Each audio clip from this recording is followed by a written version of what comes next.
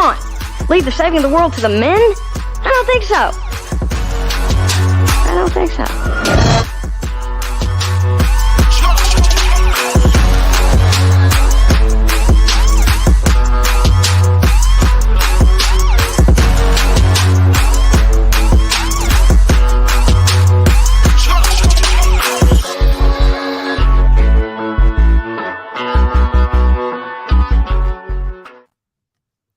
Hello, we're back. We are. Hey gals, how's it going? It's going great. It's going good. Thanks to everybody for being patient with us as Maya and I both moved. I am now in my new house, which clearly has not been set up yet for podcast things. And Maya has ditched us for the West Coast. Maya, tell us the West Coast. You like me? Man, it's been a while, but wow, the topics have definitely stacked up. I think we've changed our topic a few times just because there's been something new each week. So yes. Really excited to talk about just representation and TV and film. Obviously, this is very much inspired by a lot of the conversation happening around Little Mermaid. But before we get into that, may I have your attention, please? May I have your attention, please? All right, who wants to go first? Oh, we get to do our cheers. Oh yeah. Okay. Oh, gosh, we're so out of practice. Okay. Yeah, I know. I'm like, oh crap. So, cheers, ladies. Cheers. Yeah. Participate in the comments. Let us know what you think. Be kind. Be kind. I'll go first. Attention moments. Okay. So again, it's been a couple of weeks, so I had like several to choose from. However, I gotta shout out the Archetypes podcast. It's on Spotify with Meghan Markle. Phenomenal. I think she's got 3 or 4 episodes out right now. And it's just really, really good. It's all about like uplifting women and having one-on-one conversations with some really cool women. Her conversation with Mindy Kaling is phenomenal. It's about being a single woman and being a single woman with children, being a single woman as an older, quote unquote, older female. Phenomenal. And I definitely recommend checking that out. And she's gorgeous. That photo is so good. I know. Wow. Natural skin. Yeah, so gorgeous. It's like a Calvin Klein like ad. Yeah, it does. We don't deserve her. That's all I'm saying. She's amazing. I would definitely be checking that out. Also, if y'all haven't seen the footage out of D23, the Secret Invasion trailer featuring frickin' Olivia Colman and Emilia Clarke, speculated roles so far, but Emilia Clarke as Abigail Brand is like my favorite thing. It's the thing I'm most excited for now. Now that She-Hulk is out and we've got some episodes, Secret Invasion, Emilia Clarke, Olivia Colman is like the thing I'm looking forward to the most. That trailer was so good. Was Emilia Clarke in the trailer? Yeah, Briefly. for like very short. I missed that. I knew Olivia Colman, but I didn't catch the other one. She looks so different. She has like black hair, really dark hair, if not like dark brown. So at first I had to watch it a second time to recognize her. Yep. Maybe that's why. Yes. And so we know, wow, did I add this? Well, as we know, the Emmys were on Monday. And oh crap, did I forget to do a picture? I guess I did. But we don't need a picture because Lizzo is now 2/4 of the way from an EGOT. She has a Grammy. Now she has an Emmy for her series on Prime Video. And it is phenomenal. It's called, is it Do It For The Big Girls? I'm blanking, but I haven't watched the series yet, but I saw I actually was at their performance at South by Southwest, and I actually met the showrunner when I snuck backstage. So I mean, everyone, I think we all love or obsessed with Lizzo. So I'm just so happy for her speech. I was like moved to tears. Like she just talked about that, talk like centering like plus women. It's not like an extraordinary story, but it's just a story never told and never told from Yeah. that perspective. So the idea that she just really championing like making people of all different body types more common in the media, and just celebrating their stories is phenomenal. So shout out to Liz. Yes. Snaps. Very cool. There's been so much to talk about. So if you don't know, we pick all of our topics based on actual conversations that we have with each other. And it's been a couple of weeks, so we've had several, clearly, conversations. But one of the ones that just keeps coming back around is representation in Hollywood, like in film and TV, and times where we have felt represented by a character, or a TV show or a movie, something like that. There has been, as Maya mentioned, a lot of attention surrounding the Little Mermaid and how exciting that is. Okay, first, can we just like take a step back for a second? How good did that trailer look? Like, It was phenomenal. And the I crazy thing about it, they barely showed us anything, but her Yeah. voice, so good. it's like I gave chills. I was just waiting to see her. So you just hear her voice, we're waiting to see what she looks like. And then boom, we get this shot. Mm-hmm. Yes. And it doesn't look, I thought it was going to look cheesy, like under the water Yeah. cheesy stuff, but it looks legitimate and I'm confused. And I've got very, very high standards, and I've been a Chloe and Halle fan for a while, Beyonce's prodigies. So, I mean, I always like, okay, her voice is crazy, crazy good. And then when I heard it was her and Zendaya going against each other, I'm like, there's no debate. I love Zendaya, but she has like that angelic voice, so it's really exciting. mm-hmm.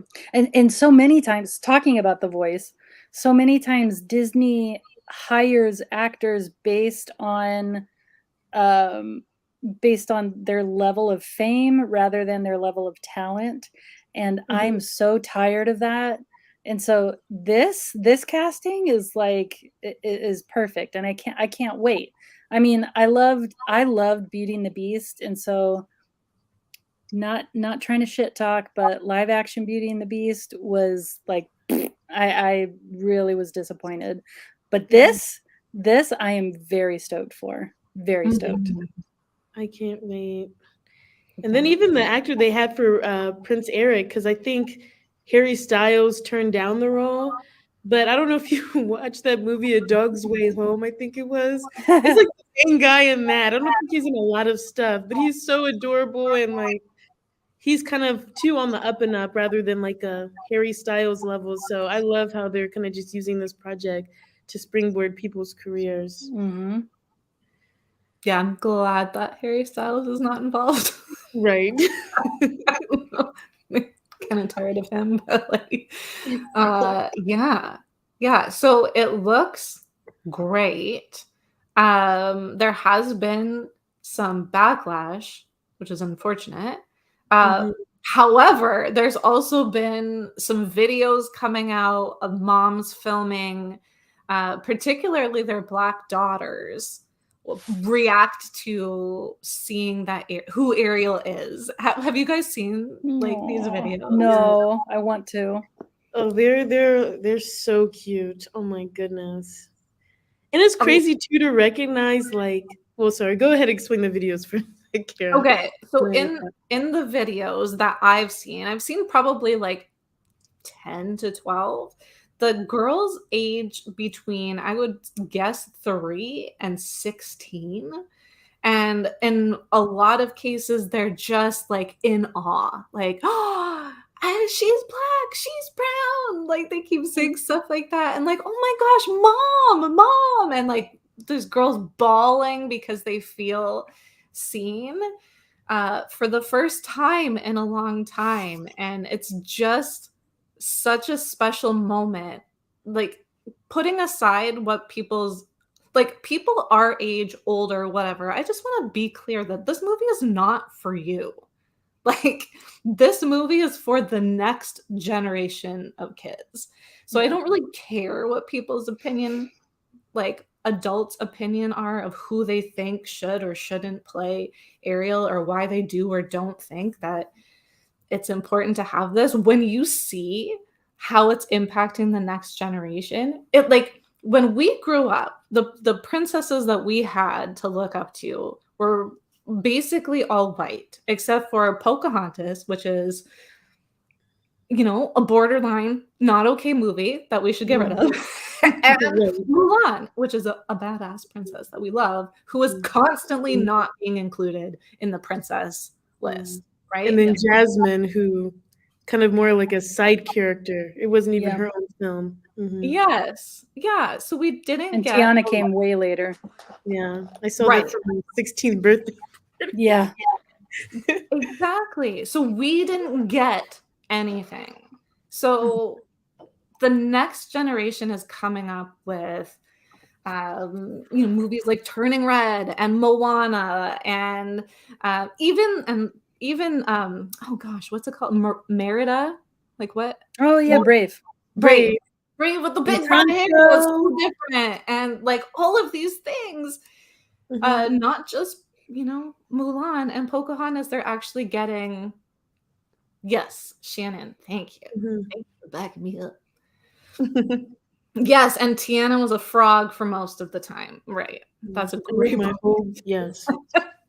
So this generation is going to grow up believing that princesses can look like any of us and not just me, basically. Yeah. Which is huge. What do you guys think about that?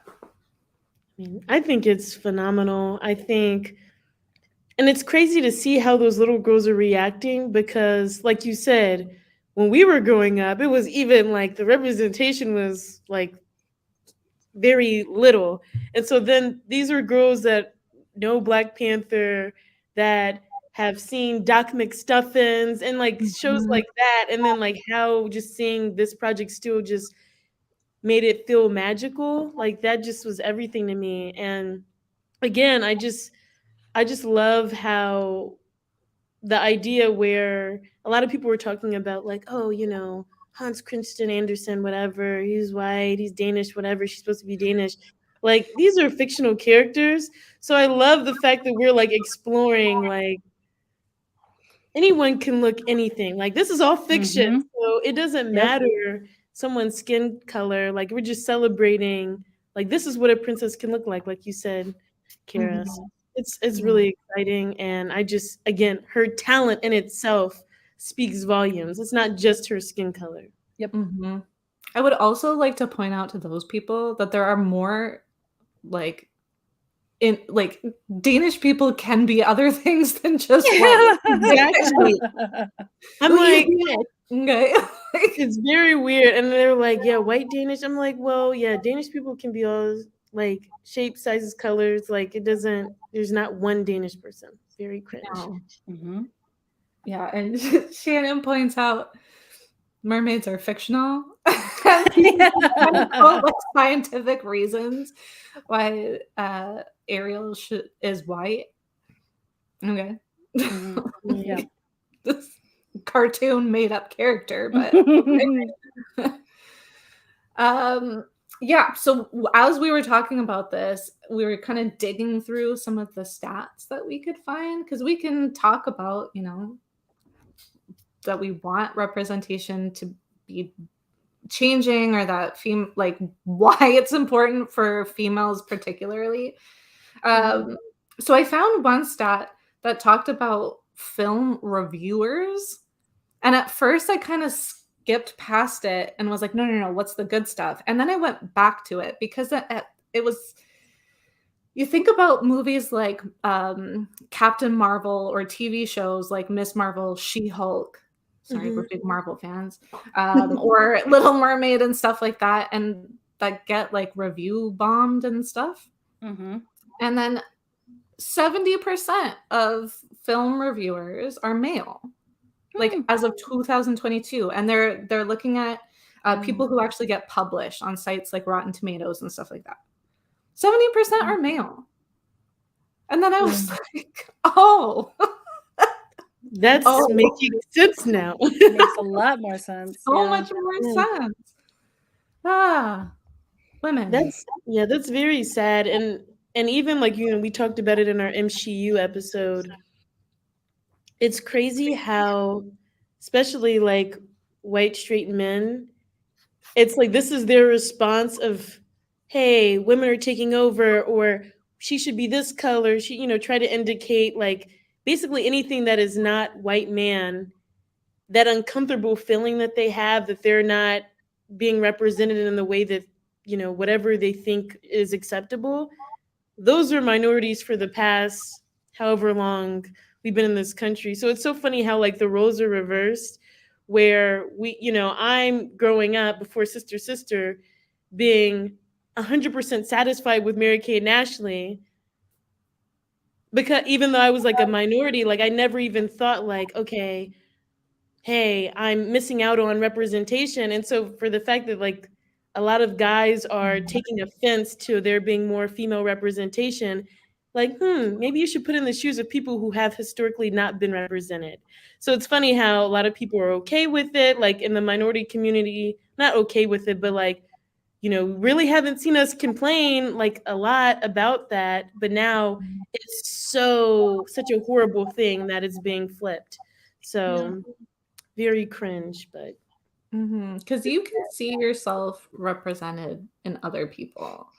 Like, and we're going to get into a little bit about people that, or shows and characters that we felt represented at. One of the characters that I feel, that's not on my list, that I feel the most, like that I can relate to the most, is Mindy Lahiri from the Mindy Project. Mindy Kaling plays this character, this doctor who's so funny, and she just emulates me, or I guess I emulate her, or whatever. Like to me, that's me. I'm watching myself on television. Now, obviously, if you don't know who Mindy Lahiri is, like, she's Indian. She's got nice dark brown skin, and she clearly doesn't look like me, but she acts like me and talks like me and sounds like me. And I wish I was a doctor, I guess. But you can find yourself in other people. So like Maya, to your point, like you've been forced to do that for your entire life, because what other choice did you have? Right. So I don't understand, again, agreeing with you, the backlash of why like it's their turn to find. Exactly. Right. Yeah. They're doing now what we've had to do our entire lives. Yeah. Yeah. So speaking of that, so obviously the stats for women have come up quite a bit in the last couple of years, but surprisingly, this in 2021 the numbers dropped a little bit. From 2019, 2020, there was a lot of increase happening, and then it dropped slightly in 2021. So I guess 2019 and 2018, I guess, with the Me Too movement, actually got some traction and things were happening, which was lovely. But still, like, I still want to highlight that we're still farther ahead than we were in 2018. That being said, in 2021, the top 100 movies, only 35% of main characters were female. That's 2021. That's last year. 35%. That's like 1/3. That's so small. Not even half. That's It is very tiny. small. Yeah. Especially when people were complaining that women are getting all these taking roles from men. Where? It's still less than half. Like, it's that's kind of sad. And especially, I'm sure that's like correlating with a lot of filmmakers being men and centering, their experience as a man in the projects that they make, unfortunately. So, I mean, this is why we need more female screenwriters, directors, everything. It's really sad. They actually pointed out that films with at least one female director were way more likely to have a female protagonist than films with no female directors. So exactly that, Maya. Like, Yeah. the just not like the men who are directing, because women directing films in 2021, 17% of films directed, 17% of the top 100 films in 2021 were directed by women. Wow. Yeah. 25%. Women made up 25% of the behind the scenes. That included like directors, writers, producers, executive producers. 25%. There is That's a it? reason. Yeah, that's it. There is a reason why we are saying it, like, we're still pushing, we're still fighting, we're still trying to move forward. 25%. Yeah. And that's a good point, Kara, because a lot of the times we talk about representation, we do it as like from a viewer standpoint of like the on-screen actors. But the only way to get that on-screen actor representation when you have all the people behind the scenes, it's the whole project. All of it. And it's just crazy too, because when I think like female directors that come into mind, I mean, all this Olivia Wilde stuff, drama, that's why it's top of mind. But like, I even have a hard time thinking of some. And Yeah. it's just sad too, as like someone who kind of tries to go out and, you know, seek and like support female-led projects. It's really sad. And I think there's like a huge thing to like talk about is like the pipeline for these types of roles. Mm-hmm. So out of the actors, and I specifically looked at females. So 16 out of all of like 100% female actors, 16% were Black females, which is an increase from 2020. 16%, not great, but you know.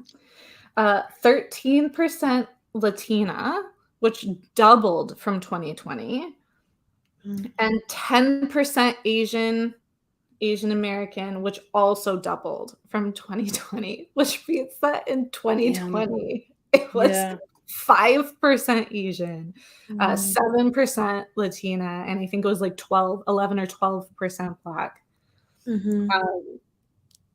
This is why we care about the things that are coming out and the way that the next generation is growing up versus how we grew up / are still growing up. And something that I really can't stand too is an effort to include more people in this industry. People are calling it woke, like they're trying to be more woke. That is like my biggest pet peeve. Like as if just having different people in roles is something such a foreign concept. Like no, like if it was opposite, and if it was like an all female led project and they added a man, they're not going to be like, oh, they're trying to be woke. Because that just shows how egotistical a lot of men are, that they have to center themselves in everything. And if anything separate or goes against that, it's like a negative sentiment behind it, which is so annoying. Brian jumped in the chat with a male perspective, which is bold, about like, sorry, not that I'm having a male perspective is bold. No, it's good. We love it. We love you, Brian. He says he's not stoked about it, but it has to do with the Disney live action remakes and nothing to do with the actors involved. And then he follows up by saying that he's still going to give the film money to show support because she doesn't deserve anything that she's getting. I don't have a problem with that. You know, like if you're not excited about live action movies, I get it. I haven't been excited about live action movies either. I mean, it's kind of their fault for what they've given so far, you know? I feel like I don't mind the live action just because I get excited about, it'll be different if they're just remaking the animated, but you kind of like, you get excited about the casting. Like when I heard that Halle Bailey was going to be Little Mermaid, that made me excited about the project. But I totally get if you just don't like remakes in general. But I feel like I don't really mind them. I did love Mulan. Mulan was so good. Mulan was by far the best one. Yeah. Oh, Aladdin was good too, actually. And I was on the I guess it's unpopular opinion. I really liked Pinocchio too. Hoodrat Comic Podcast. Hi, y'all. Hello. Hey, Hoodrat Comics. Brian said, can you imagine an all-male version of the Sisterhood of Travelers? I think they did. I think it was called The Lord of the Hangover? Rings. Yeah, right. And then Shannon said, Disney needs to stop getting rid of the romance in live action. I agree with that. Interesting. She says a woman can still be a strong female character and be in a relationship. I think that this is something that they're going to have to. This is. It's a breakdown. It's a breakdown. Yeah, they went too far in one direction, right? Like growing up with all of the movies that they made basically taught us. So anybody like my age and older, we all grew up thinking like you were nothing unless you had a man. Yeah, Prince to come save you. A prince to come save you, personally, which I'm sure Sarah has some things to say. I do have some things to say, but do you know what would have been a great opportunity to explore that? Is Bruce and Matt. I know.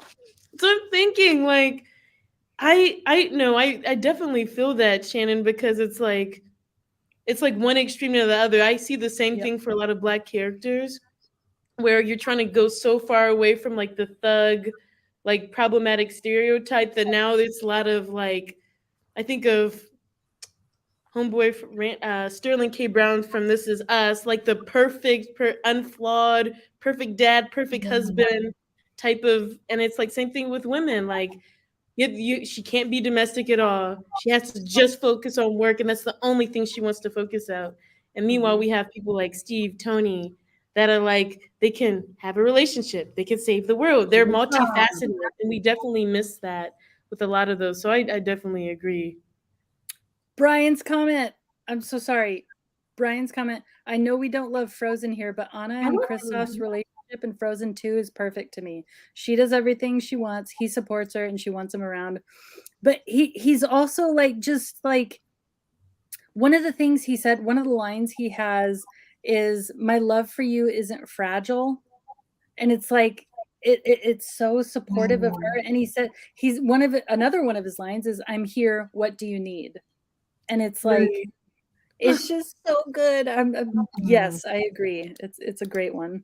Yeah, I like Frozen. It just did. The music really went on the song like advance for me, but I like Frozen, and I love that relationship.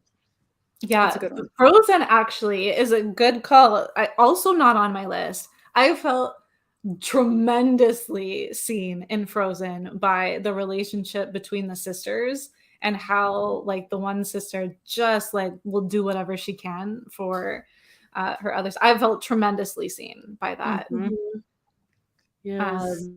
Same. Yes. So yeah, for sure. I would love to see them figure out how to accurately depict women, I guess. Like, not that we're dependent on men and not that we don't need no man, but like somewhere in the middle where we can have kind of like the Anna and Kristoff relationship. And Elsa coming out of the closet eventually. Is that in the talks, or is that just a rumor? Oh. I missed everything. It's happening. It is.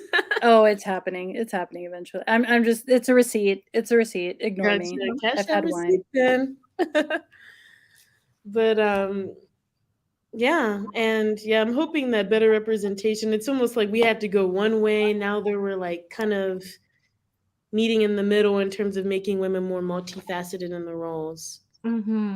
Because just imagine, that's what I'm thinking is going to be a while till we meet like a superhero mother, like the guy. I mean, I know I've said this like multiple times, but like, you can have a family, you could be a superhero female. She only has to be dedicated to her work. Captain Marvel, Black Widow, and like have no life outside of that. So, I agree, Shannon. Yes, Shannon. They need more female writers writing women and not men trying to guess what we want. The thing with that too is, as you can see by the three of us, we are all very different and represent different groups of people. We have very similar interests and we have very different interests a lot of the time. And if you and me were going to sit down and write a female character, guaranteed the character is going to be different. They're going to come from a different place or be interested in different things, different types of people. Like they're just going to have a totally different experience. Right. And I would say that a lot of women who have either I don't know all of the stats, so I want to start by saying that. However, I'm confident enough to say it, that a lot of the women that did get a foot in the door so far are women like me who are straight and white. And therefore, a lot of the female stories that we've seen so far are straight and white. Yeah. That being said, my friends, has there been different projects, characters, movies, TV shows where you have felt represented in your life? And if so, what are they? Yes. Maya, you go first. This is very on the nose. You may have never guessed this. But this show right here Sister. I knew. So Sister was like everything. As you know, I grew up on Mary-Kate and Ashley. Love Mary-Kate and Ashley still to this day, like favorite franchise, one of my favorite franchises. But when Sister came out, I just felt so seen. Not only were they Black female twins, I have a twin sister. They lived in Detroit, so Midwest, literally 3 hours from Columbus. And even like, when the second half of the series where they were older and they went to college, they pledged like a sorority, and in college me and my sister did as well. So there were just so many aspects of like the Black family experience, like especially being twins, that I never saw anywhere else. So, and it just like, even having that show and having friends that weren't necessarily Black and twins were able to watch that show and relate to me in a different way, because they're able to watch the show and become familiar with a lot of different like aspects of that experience. And so that is definitely my number one. I have some others, but that is the top of my list. Sarah, what about you? Are we starting at the top of the list? Oh, dang. Okay. Well, however you want to do it. Okay. I'm going to go with decades. So I'm going to go with stages of life. So the very first time I remember feeling represented on screen, when I was a baby, when I was a small child, I was very bookish. I was very different. I would read a lot. And so when my parents, I was 3 years old, when my parents took me to see Beauty and the Beast on screen at the movie theaters, I was like, who is this bee? She is me. I love her. She was a nerd. She was kind of an outsider. And when I was young, I've because of my sexual orientation, I always felt like an outsider. So she was different, but she was cute, and she was endearing, and she was smart. And that was the first time I remember watching something on screen unfold and being like, oh my gosh, that's like me. Oh my goodness. So that was my first one. She's my favorite princess. She always will be. So for me, keeping with the theme of twins and Mary-Kate and Ashley, I'm gonna go with Mary-Kate and Ashley. Those sunglasses. They're just fashion so icons. Literally, like, and they did so. Okay, so I guess to see girls, like, they were so young as they kind of built their own empire as young girls. Like, they had how many movies of like the Detective Adventures or whatever, Mary-Kate and Ashley. They had like So Billboard Dad and like Passport to Paris and all of these, like, I don't know, like tens of movies before they even hit their teens. which was so cool for me and my sister to watch together, because to see two sisters hanging out, I know it's not as epic as twins watching twins, but to see like how much female led stuff did we get growing up? Like hardly any. So to have female led movies over and over again that were just accessible at any time was awesome, and sisters and all of that kind of stuff. So I loved that. Yeah, especially it literally explored every aspect of life. I remember I loved the like it was prom or like going to the dance, like picking outfit for the dance, and then like exploring like their parents and like just different like random scenarios. So it's like you can see yourself in all those different scenarios is really nice. Yeah. And literally it's like the live action Barbie, because there's like Barbie this and Barbie that, they put her in different. I feel like they did that with Mary Kate and Ashley, which made it all better. Mm-hmm. But before we go into like our next round, I want to address Brian said he had a question.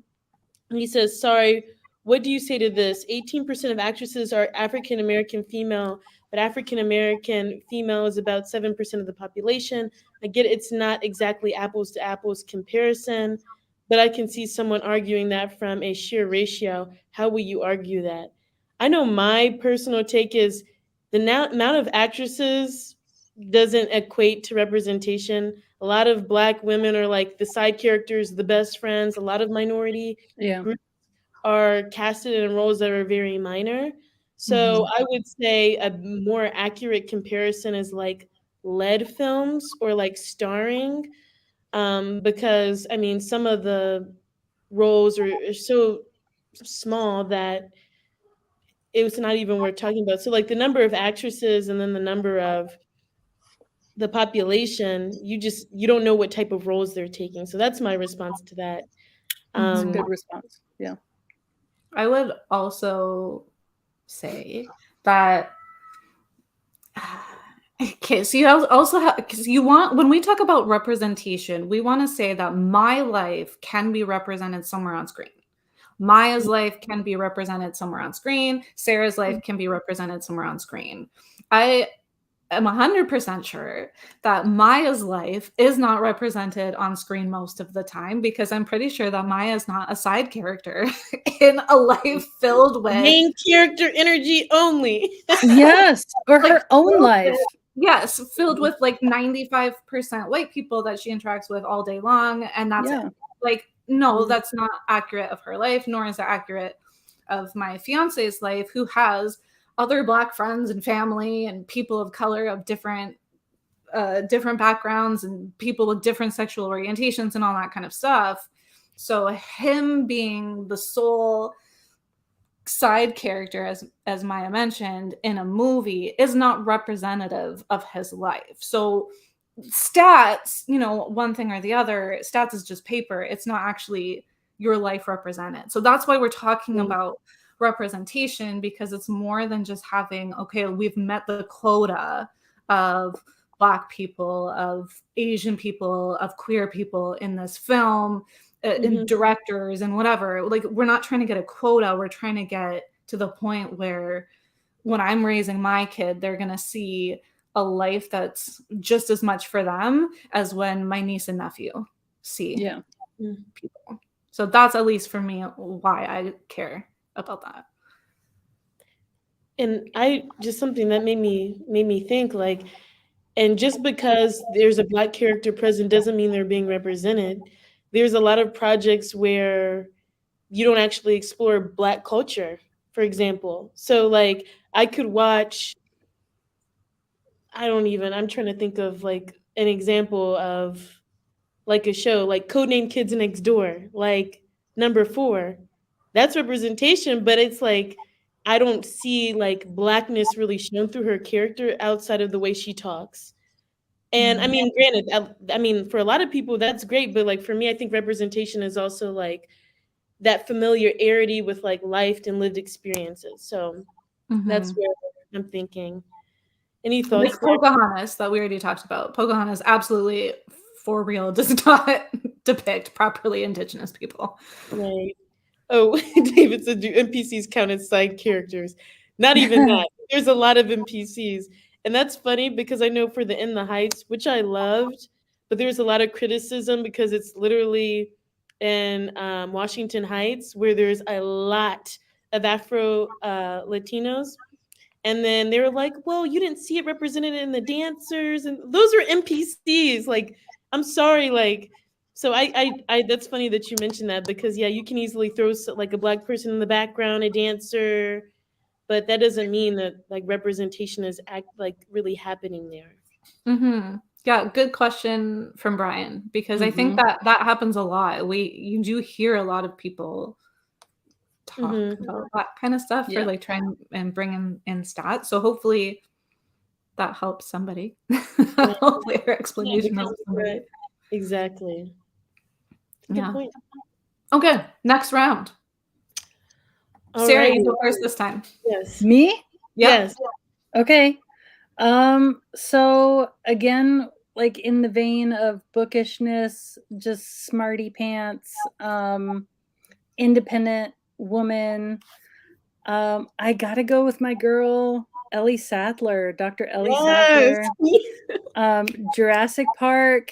I mean, not only was Jurassic Park such an iconic movie in its just CGI and I mean, still, if you watch that movie today, it holds up. All of it holds up. It's not corny looking. It just looks so good. And her character is still so good. Even in this, the new, my friend just texted me. She's watching. The new Jurassic Park movie, it's still loyal to that original character, and she's still just such, oh my gosh, I love it so much. She's just a bookworm. She's smart. That's how I was. That was one of the first times I remember seeing myself on screen. So gotta go with Dr. Ellie Sattler. Yes. Definite theme energy of yes. Jalen, if Jalen cannot be here today because she unfortunately is under the weather, but she would be living for your choices right now. She would have picked Belle guaranteed. Right. Yep. And then you see David's comments here: "Man destroys God, women inherit the earth." Yep, that's it. You know. All right. Who's next, Kara? Me. Okay. Yes. So my next one, and this is gonna sound kind of silly. My next one is Rapunzel from Tangled. Rapunzel is the first green-eyed princess. And I have green eyes, and everybody in my family has blue eyes. So I was a little bit excited to see somebody else, blonde hair, green eyes, somebody who looked exactly like me. And I thought that was pretty cool. Also, she has a very bubbly personality, which when I'm not being angry about people being dumb on the internet, I also have a very bubbly personality. So yeah, I felt very like I was watching myself on screen, watching Tangled. Also, she's very naive, and as we all know, I won an award recently in our friends group for being the most gullible. So, yeah, that's also me. Oh, there we go, Sarah. We hit Brian's number 1 and 2. Yes. Tangled is my favorite Disney princess movie. So, who is Tangled? Oh, Tangled is your favorite. I don't know favorite princess, but definitely favorite movie. Disney princess movie. So next, mine is another series, and it's My Wife and Kids. Oh my gosh. You know what? I'll give it to credit to like the 90s, early 2000s. They had so many great Black family representation. You know, oh gosh, I just do. I know way more than they do now, also, by the way.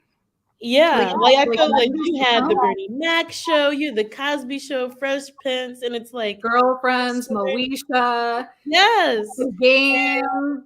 Oh my gosh, they were so great, and it was like the standard. And I love My Wife and Kids because not only do I have a bald Black daddy, But I have an older brother, and then our dynamic. I have an older brother, and then there's me and my sister. So like the two younger daughters, and then just like my parents' dynamic, I felt very much represented. Just the whole family unit. Then my mom and Jay, the mom, are so similar that I just felt like I was just watching an episode of My Family on TV. So I love my wife and kids, and I sometimes even go watch like YouTube videos of just the episodes because it's so comforting. That's a good one. I used to love that show. It's so good. All right. Kara. Me? Yes. Okay, so this is my number one. This will come as a surprise to nobody who knows to nobody who knows me. But my number one is Leslie Knope and Parks and Recreation. Hell yeah. Now, for several reasons, not just that Leslie is blonde. Blazers, her blazer game. I have no blazer game, I have to say. But this came out at a time where there was like basically no female-led sitcoms like ever.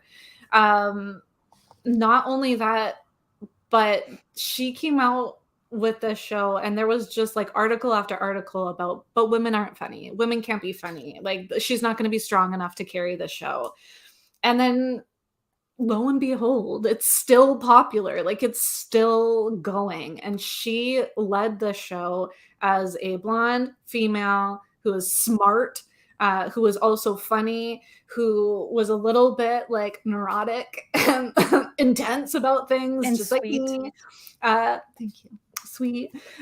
Who cares a lot about like friends and family, who loves giving gifts and finds like a lot of enjoyment in that. Like just there was so much about her that I personally related to in her character, but in the overall like shift of what that character and that show did for women in sitcoms and women in television is amazing. But Donna is Donna is so she's so great, but she's definitely not the lead. She's not the lead, but she is underrated. She should have been. Yes, she is. You should give her And more. April, like speaking of April is my sister. So my sister and I are Leslie and April, and it's just like it just works. So yes, that is my number one. She changed the game for me and for many other women. Yeah, that's a great pick. I didn't even think about like the female-led sitcoms. Yeah, that is insane. Because there's not many. Like shortly after that, we got New Girl with Zooey Deschanel, and then now we've got like Marvel's giving us some like She-Hulk and Miss Marvel and stuff like that, which is sitcom-y. With Lizzie McGuire, I guess. Oh, Hilary Duff would have been a good one. Yeah. I was going back and forth on her because I feel like that was my coming of age show. I almost went with her instead of my next one, but who's your next one? We'll Yes, get. go ahead. Oh, should I go? Is it my turn? Yeah, give it. Guys, girls, gals. Okay, so my next one. So I have to give a little bit of background. All right, so. I am, for those of y'all watching who may or may not know, I am a queer, very loud and proud queer woman. I grew up 100% gay in a very conservative religious household. And so I was taught from a very young age to hide who I was, for fear of outside retribution. So either from church or society, I was just taught from a very young age to hide who I was. So for that reason, my number one is fried green tomatoes. Through and through, Iggy and their relationship is... Let me spoil it for some of y'all. If y'all are fried green tomatoes fans, the author of the book is actually a lesbian, and her actually in the book, Iggy and Ruth are gay in the book, not so in the movie, and so had to come to terms with No. I know, had to come to terms with that over the years, but in the movie they're very much like, it's just kind of enigmatic a little bit, but so they dumbed it down for Hollywood. But when I first saw that movie, I was just like, I didn't even need to know all the background on the author of the book. I was like, oh, okay, this is what this is, because I know I recognize this. And so and it's just such a great movie. So it was the first time I saw it and like realized what it was, I was in my early 20s. And so that's my like final that's my final decade movie is Fried Green Tomatoes.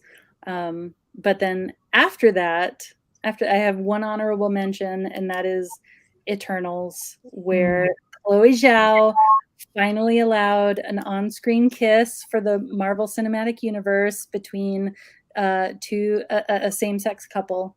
And so that's kind of the culmination. So we got with Fried Green Tomatoes, we had like hints of same-sex couple, not yet, but then when we got Eternals, we finally got like a fully fledged same-sex relationship. So Can I ask a question? When that movie, okay, wait, did you read the book first and then see the movie? I read the book after I saw the movie. Okay. So when you saw the movie and you were like, oh, I see what's happening here, were you out already or no? No. Okay. Well, I was out to my girlfriend at the time. But that's it.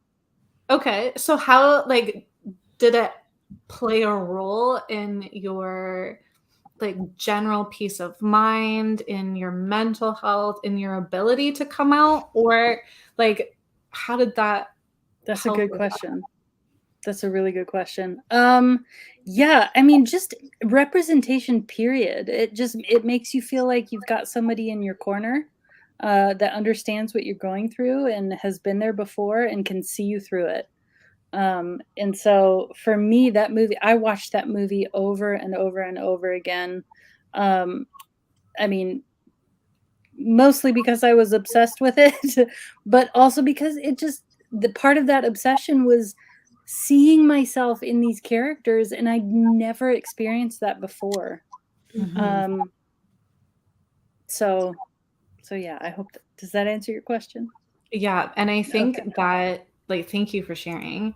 I think that also ties back into the question from earlier of the difference between statistics and representation, because you can have like some off-screen or like side gay character, but it's not like what we want is to have somebody who feels alone, who feels othered and like an outcast, like they have nothing, like nobody understands them, to go somewhere. Because like, why do we like movies and TV? It's because it's this escape, this way of entertaining ourselves or growing, like mentally growing, or like escaping something, whatever it is. To have that moment where you're like, where that kid who hasn't come out yet, who feels alone and sees something or reads something and is like, oh, that's okay. Actually, it's a nice thing. I'm not alone. Somebody else is feeling this way, to the point where they wrote a whole story about it and, you know, probably shipped it around for 3 years before somebody bought the story. Like, they felt so strong that they worked at this forever to have this story come out. And that's the beauty of representation. And that's why we want to keep pushing for it, so that people don't have to struggle the way that people in our generation, and surely in the generation above us, had to struggle. That's cool. I didn't know that. I love that. I want to, Sarah, Brian said my favorite part about Sarah is we were only a few months apart and we're attracted to all the same people. And then I gotta go back to this comment. Lizzie McGuire episode when she went shopping for a bra. I want a bra. I can't a bra.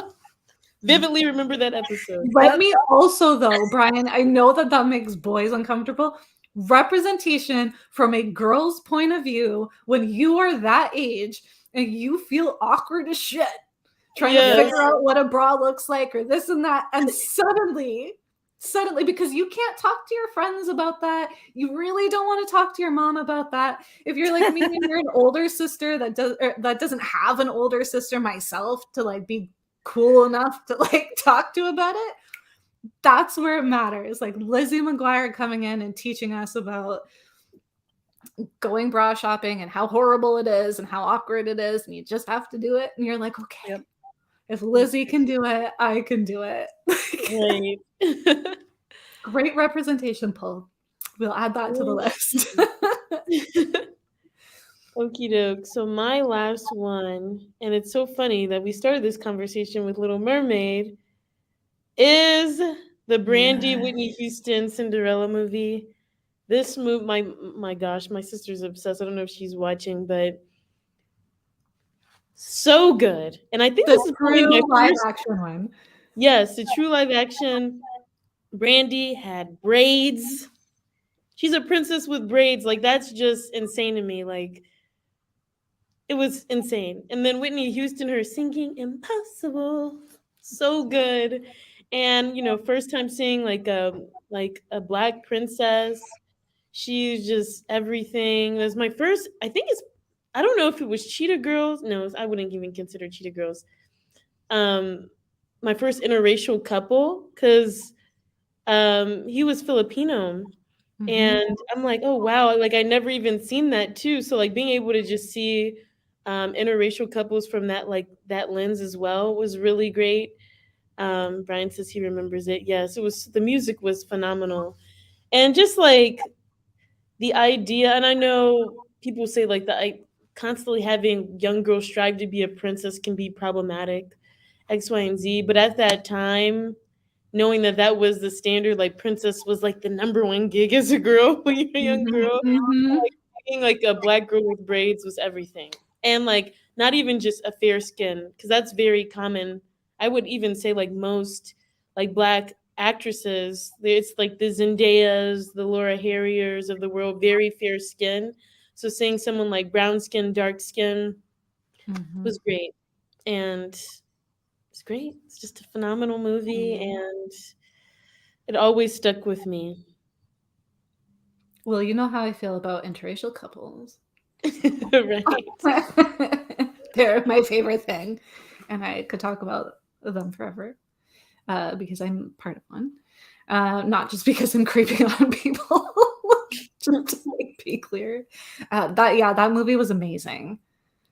And even to have like the music in the Disney Princess movie, like I don't know, like the kind of more gospel side music, right? Right. And I think that's like, it's funny too, because like one of my favorite movies growing up, but like the soundtrack, as you know, is Hercules, and there was no black leads, but the muses were side characters, but they make up almost half of the soundtrack because they're singing. So I felt like, that's probably why I gravitated to that soundtrack so much. It's like you get literally just those strong R&B gospel type vocals, and so great. Monique says Cinderella for her too. Was her representation. Nice. Yeah, Brandy Cinderella, epic. And they did a reunion recently to celebrate the 20th, whatever anniversary it was. And so R.I.P. Whitney Houston, she wasn't able to be there, but they were just talking about the dynamic and how it was such a groundbreaking film at the time. Yeah, that was amazing. I have one honorable mention. I know Sarah already mentioned. Well, I've said like 4 random honorable mentions. Well, I've said so many. It's okay. Mindy Lahiri, like Lizzie McGuire, like all of these, I guess, are honorable mentions as well. Monique could back me up on the Mindy Lahiri from the Mindy Project, being like me. But my honorable mention that I wrote down was Spinelli from Recess, because hell yes! You may not know this about me. I wore boys, like I legitimately only bought boys' clothes from the boys section of the store until I was about 16 years old. I wore Same. Wow. exclusively boys' clothes, did not wear any makeup. I was a tomboy. My hair was always in a ponytail.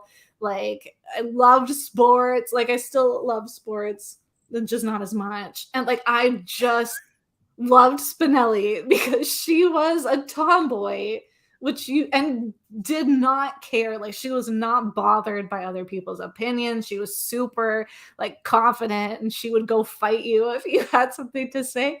And I was like, hey, that was me growing up. That was little preteen Kara. So Right. Man, that is so funny. I did not know that about you, Kara. I know I you didn't probably, either. yeah, you probably wouldn't guess that now, but I guess I'll throw up a picture on the Nerdy Yes. Girls After Dark Yeah. Instagram for proof. Prove Mm, it. I I guess I'll mention my honorable mention. I quickly found a picture. And this is in my adult life. Insecure, one of the best shows of all time. As I watched Sex in the City in my adult life, I guess, and even though I love the topics that they explored, I could never get into it because it was just so white, like to the point where Very white. like it's very white, very rich, very classist almost. Yep. So I feel like Insecure was more of a grounded Sex in the City, centered Black women. It showed like it's like Girlfriends. I guess that's a better comparison. Like where it just showed like me and like knowing my friend group and the different personalities in my friend group, and we were able to actually use this show to talk through a lot of our stuff, like through with my friends, like about guys, like you see Issa, Molly, like you whole array of what they're looking out for relationships as well. So like in my adult life, I think that show helped me kind of like explore the young adult things that I was going through. Um, love that show. And Issa Rae is just phenomenal. Is there a character on that show that beautiful. you related to more? I have not seen either Sex in the City or that show. What? Wow. Man, okay. Well, I feel like Insecure, I honestly don't because honestly every character kind of has I see more of my friends in there. I feel like I'm a mix of characters, not one specific character. Um so yeah, that's crazy too because I don't see my persona there, but just knowing the topics that they explored is what made me feel represented because those scenarios are happening in my life. Nice. Very cool. Mm-hmm. Brian says his wife was also a sweatpants boy clothes girl. It's just My it's a great wife way was to hide dead. to hide the changes your body is going through. Like if you're wearing baggy boys clothes, nobody's gonna know. Yep. Life Uh, hack. Yeah. That will never happen nowadays. Like nowadays, I feel like people are wearing makeup when they're like 11 and like crop tops and stuff like that. Couldn't be me. Mhm. But this was a good conversation. I liked Yes. hearing about how you guys felt represented in different shows. Yeah. I feel like the 90s had a lot to offer us. It did. Yeah. Maybe a little bit more. Yeah. And I It like did. that. But And it's only going to get better, I'm sure. It's only Yeah, gonna get better. That's so. true. Yep. I hope so. As Yeah. we I think so. started like the show by talking about the Little Mermaid and the chance that these young kids and especially young girls have a chance to grow up kind of in a different world than we do. Mm-hmm. We Yeah. love And it's just so beautiful to just see how these characters have shaped our outlook on life and either made us feel not alone, feel like you're part of something greater, or made you like feel more confident in your own lived experience. Mhm. That's a beautiful thing. So representation is not like we mentioned earlier, a checkbox. It's something that people can draw so much value to. And representation, like we also mentioned, it's not just about skin color or or any other types of aspects of someone's identity, but it's about that, like how that character talks, how they like their family dynamics, their friendship dynamics, all of that. And I'm sure like race, gender, sexual orientation all play a part of that, but it's bringing all those things together to make you feel that comfort. So Yep. Mhm. Yep. And if you feel threatened in any way by the casting of Ariel, I invite you to do what we just did and sit down and think about Mhm. all of the ways that you have felt represented in all of the different TV shows and movies, and where you felt most represented and how that made you feel, and then want that for somebody else. That's Right. that's much nicer than what I was gonna say. So yeah. Mhm. Right. Uh-huh. Because even if you're like a guy, I'm sure you can probably think back to when you're a kid, when you saw, I don't know, Bob the Builder or whatever you made you feel like represented. And then just knowing that feeling that could be given to somebody else. Yep. So take time, reflect on it, and then have a good week. Be nicer to people on the internet. Cheers, Yes. ladies. Cheers. Cheers to that.